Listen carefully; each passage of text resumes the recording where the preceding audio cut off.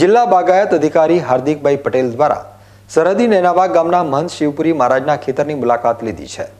નેનાવા ગામના મહંત દ્વારા પોતાના ખેતરમાં 400 જેટલા આંબાનું વાવેતર કરવામાં આવ્યું છે, જેને લઈ બાગાયત ખેતી બાબતે બીકે ન્યૂઝ ચેનલ ઉપર અહેવાલ પણ રજૂ કરવામાં આવ્યો હતો। આ અહેવાલ બાદ જિલ્લા બાગાયત અધિકારીએ આખરે પાણીની અછત વચ્ચે કઈ રીતે બાગાયત ખેતી થઈ રહી છે જેની જાત તપાસ કરી માહિતી મેળવી હતી। ધાનેરા તાલુકામાં જળસંકટ ઊભું થયું છે, જેને લઈ ખેડૂતો પોતાની બહુમૂલ્યવાન જમીન સોલાર કંપનીને ભાડે આપી રહ્યા છે। જોકે સોલાર કંપની કરતાં વધારે આર્થિક ફાયદો ખેડૂતોને બાગાયત ખેતી આપી શકે છે, જેનું ઉદાહરણ છે નેનાવા ગામ ખાતે થયેલા આંબાના પાકનું વાવેતર। મંદિરના મહંત ટેન્કર દ્વારા પાણી લાવી આંબાના પાકનું પિયત કરી રહ્યા છે, જેના થકી માત્ર 2 વર્ષમાં જ આંબાના વાવેતરમાં ગ્રોથ જોવા મળી રહ્યો છે। બાગાયત અધિકારીએ આંબા સહિતના ફૂલો અને શાકભાજીના પાકોમાં કેવી દવાનો વપરાશ કરવો તેમજ કેવા પ્રકારની કાળજી રાખવી તેને લઈ સમજણ આપવામાં આવી હતી। ખેડૂતો પાણીની અછત સામે પણ મહેનત સાથે બાગાયત ખેતી કરી આર્થિક ફાયદો મેળવી શકે છે। બીજી તરફ સરકાર તરફથી પણ બાગાયત ખેતીમાં અનેક લાભો અને યોજનાઓ અમલી બનાવી છે, જે યોજનાઓનો લાભ લેવા પણ જિલ્લા બાગાયત અધિકારીએ ખેડૂતોને અપીલ કરી છે।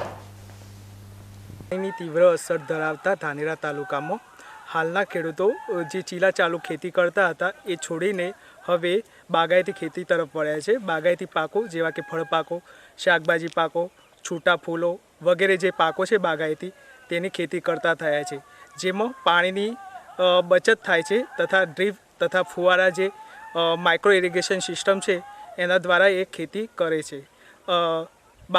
ગુજરાત સરકારનું બાગાયત ખાતા તરફથી વિવિધ જે યોજનાઓ છે એ અંતર્ગત ફળ પાકો, શાકભાજી પાકો તથા ફૂલ પાકો જે છે એમાં વિવિધ યોજનામાં એમને લાભ આપવામાં આવે છે।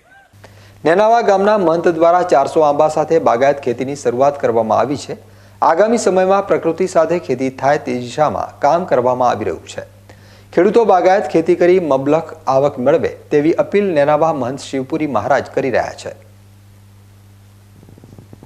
આજે આ સાહેબ શ્રી મુલાકાતે આવ્યા, અમે આંબાની મુલાકાતે, અને બાગાયતી ખેતીના ખૂબ માહિતી આપી અને ગલગોટાના ગોટા હર છોડમાં ગલગોટાના છોડ હોય તો જેથી કરીને જમીનની અંદર ફૂગ લાગી રહ્યા ઓબામાં, એ ફૂગથી પણ એ ઓબા બચી શકે અને ધીરે ધીરે એનો વિકાસ પણ થઈ શકે।